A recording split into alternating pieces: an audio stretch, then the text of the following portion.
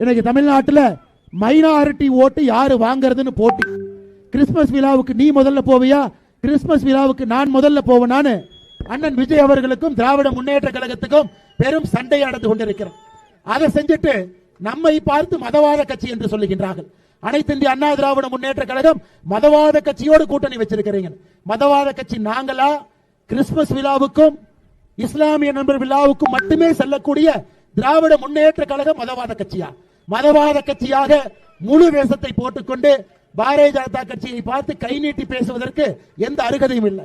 டெல்லியில கிறிஸ்துமஸ் பெருவிழாவென்று பாரத பிரதமர் நரேந்திர மோடி அவர்கள் 2 மணி நேரம் சர்ச்சில் இருந்து முழுமையாக சர்ச் சர்வீஸ்ல இருந்து கிறிஸ்துமஸ் நண்பர்களுக்கு வாழ்த்து சொல்லிவிட்டு பாரத பிரதமர் நரேந்திர மோடி அவர்கள் வந்திருக்கின்றார்.